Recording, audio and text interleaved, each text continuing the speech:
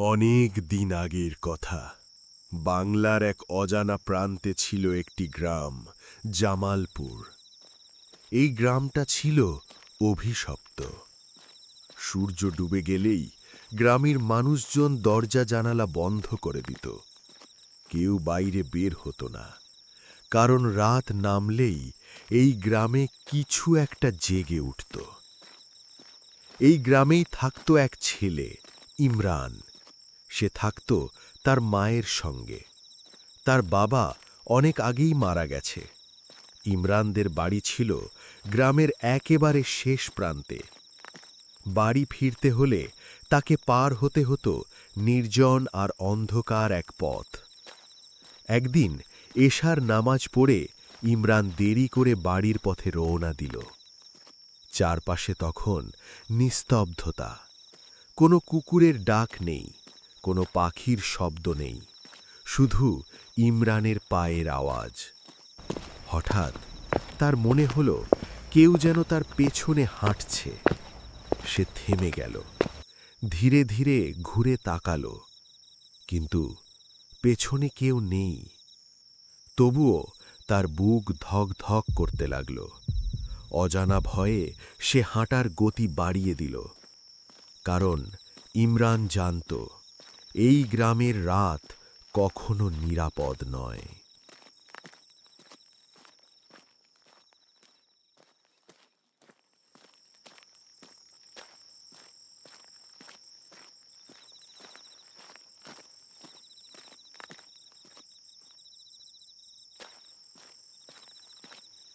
ইমরান, ইমরান।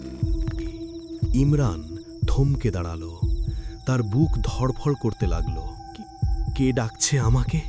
ঘুরে দাঁড়াতেই ইমরান ভয়ে আতকে উঠল। বটগাছটার আড়াল থেকে এক জোড়া লাল চোখ নিরবধি তাকিয়ে আছে তার দিকে। ইমরান যেন জমে গেল। সে চিৎকার করতে চাইল, কিন্তু তার গলা দিয়ে কোনো শব্দ বের হলো না। হঠাৎ করেই চোখ দুটো অদ্ভুতভাবে তার একেবারে সামনে চলে এলো। চোখের পলকে কিছু বোঝার আগেই সে দেখল তার সামনে দাঁড়িয়ে আছে এক ভয়ঙ্কর অবয়ব। চেহারাটা বিকৃত, চোখ দুটো জ্বলছে আগুনের মতো। ইমরানের দম বন্ধ হয়ে এলো, চারপাশ ঘুরতে লাগল, আর ঠিক তখনই অন্ধকার তাকে গ্রাস করে নিল।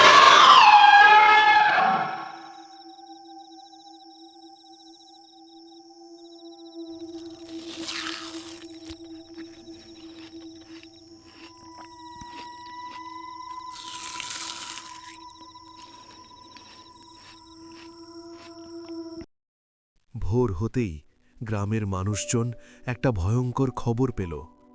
ইমরান সে আর বেঁচে নেই। গ্রামবাসীরা রাস্তার ধারে তার নৃশংস ভয়ঙ্কর নিথর দেহ দেখতে পেল।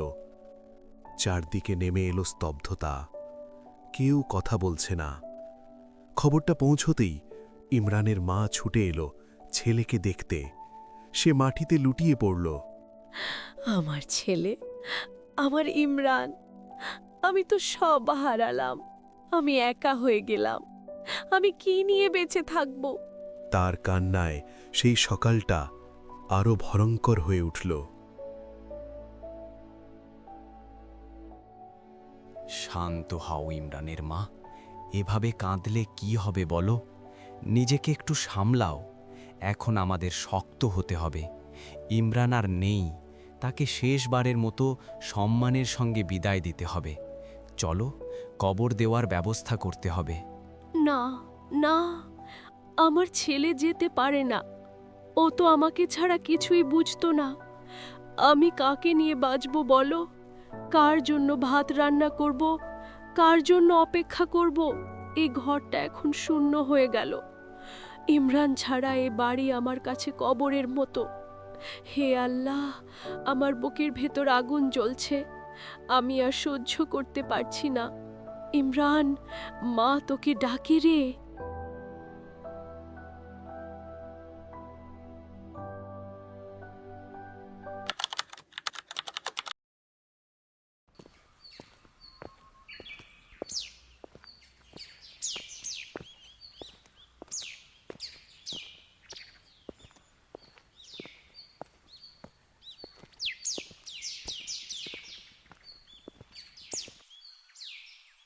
কে বাবা তুমি?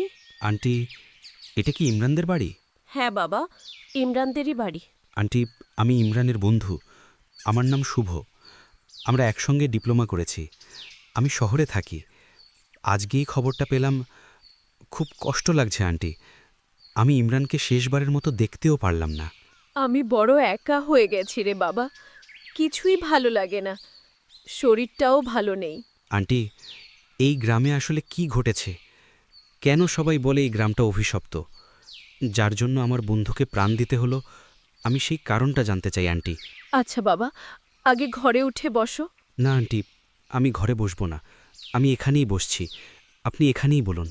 আচ্ছা শোনো বাবা, আমাদের এই গ্রামে আজ থেকে ৬ বছর আগে একটি পরিবার থাকত।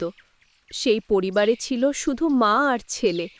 ছেলের বয়স হওয়ায় তার মা ছেলেকে বিয়ে দেয়, কিন্তু বিয়ের ৩ বছর পেরিয়ে গেলেও তাদের কোনো সন্তান হচ্ছিল না।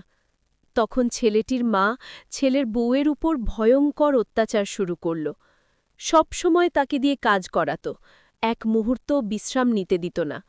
মেয়েটি সব মুখ বুজে সহ্য করছিল, কিন্তু হঠাৎ একদিন মেয়েটি আড়াল থেকে শুনতে পেল, আমার কি নাতি নাতনির মুখ দেখে যাওয়ার ভাগ্য হবে না রে? তোদের বিয়ে হয়ে কত দিন হয়ে গেল, তবু একটা সন্তানও হলো না। একটা কথা বলি বাবা, ওই মুখপুরিটাকে বাদ দিয়ে আমি তোকে ভালো একটা মেয়ের সঙ্গে বিয়ে দিই, তুই রাজি আছিস? তুই যদি রাজি থাকিস তবেই আমি এগোবো। হ্যাঁ মা, আমি রাজি। কিন্তু একটা কথা, ওই মুখপুরিটাকে বাদ না দিয়ে ওকে ঘরের দাসী করে রেখে দিই না, তাতে বিনা পারিশ্রমিকে ঘরের সব কাজ করানো যাবে ওকে দিয়ে। ঠিক বলেছিস তুই।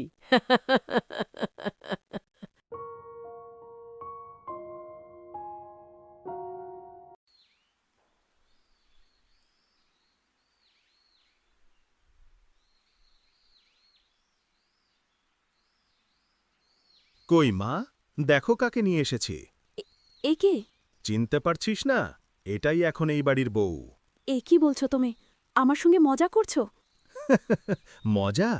তোর সঙ্গে কিসের মজারে মুখ পুরি? ৩ বছর হয়ে গেল, আমাকে তুই একটা সন্তানও দিতে পারিসনি। শুধু এই কারণেই আমাকে এমনভাবে ছেড়ে দেবে তুমি? ছেড়ে দেব না, তুই থাকবি, কিন্তু বউ হয়ে না, এই বাড়িতে দাসী হয়ে। না, আমি দাসের মতো থাকতে পারবো না। আমি এই বাড়ি ছেড়ে যাচ্ছি। যা ইচ্ছে কর, কিন্তু মনে রাখিস, এই বাড়িতে তোর আর কোনো অধিকার নেই। যাওয়ার আগে একটা কথা বলে যাচ্ছি, আমার অভিশাপ রইল, তোমাদের কোনোদিনও সন্তান হবে না। কি বললি? দাঁড়া, তোকে মজা দেখাচ্ছি। ও, নতুন বউ, তুমি ঘরে এসো, ওরা যা পারে করুক। এসো মা, এসো। নতুন বউ ঘরে যেতেই আর এক মুহূর্ত অপেক্ষা করল না সে। হাঁটা ধরল সে অজানা উদ্দেশ্যে।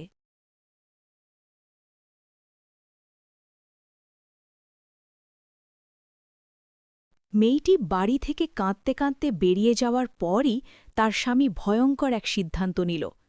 একটি ধারালো কুড়াল হাতে পিছু পিছু গিয়ে মাথার ওপর সজোরে এক আঘাত করে।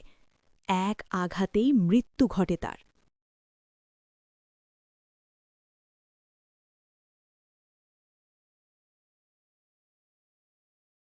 রাগের মাথায় ছেলেটি খুন করে ফেলে তার স্ত্রীকে। ছেলের এই অপকর্মকে ঢাকতে মা ও ছেলে মিলে রাতের আধারে ওই বটগাছের নিচেই পুঁতে রাখে লাশটিকে। তখন থেকে এই গ্রামটা অভিশপ্ত।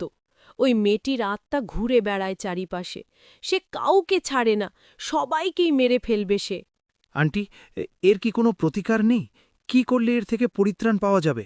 হ্যাঁ বাবা, আছে, তবে তা খুব ভয়ঙ্কর। কি সেই কাজ বলুন? ভয়ঙ্কর? আজ যত কষ্টই হোক আমি করব। না বাবা, তুমি বাইরে থেকে এসেছ, ঘটনাটা যে কতটা ভয়ঙ্কর তুমি আঁচ করতে পারছো না, তাই এমনটা বলছো। আন্টি, আপনি কি চান না আপনার ছেলে যেভাবে মারা গেল সেভাবে আর কেউ মারা না যাক? আমি চাই। বলুন না আন্টি, আমাকে সবটা খুলে বলুন। ওই মেয়েটির লাশটাকে মাটি চাপা দেওয়া হয়েছিল। তাকে যদি কবর দেওয়া হতো তাহলে হয়তো এমনটা হতো না। তুমি যদি পারো তাহলে ওই মেয়েটার লাশটাকে তুলে ইসলাম ধর্ম অনুযায়ী জানাজা পড়িয়ে কবর দিয়ে দাও, তাহলেই এর থেকে হয়তো মুক্তি মিলবে। তাহলে আন্টি, আপনারা গ্রামবাসীরা মিলে এই কাজ এতদিন করেননি কেন? ভয় বাবা ভয়, ওই বটগাছের নিচে তো দিনের বেলাতেও গ্রামবাসীরা যেতে চায় না। আমাদের বাড়িটা এপাশে হওয়ায় আমাদের আসতেই হয়। তাছাড়া গ্রামবাসীরা এদিকে কেউ আসে না। ঠিক আছে আন্টি, আমি ব্যবস্থা করছি। এরপর শুভ গ্রামের মানুষদের এক জায়গায় জড়ো করল। সে সবার সামনে দাঁড়িয়ে নিজের সাহস আর দায়িত্ববোধের কথা বলল।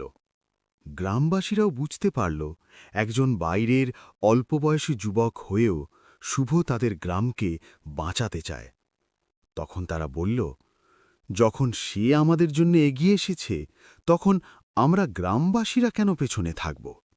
সবাই মিলে সিদ্ধান্ত নিল এই কাজটা একা কেউ করবে না, গ্রামবাসী সবাই একসঙ্গে করবে।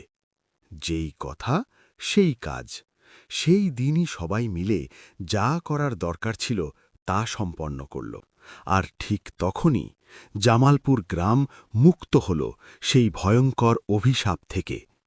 গ্রামে আবার ফিরল শান্তি, নিঃশ্বাস আর স্বাভাবিক জীবন।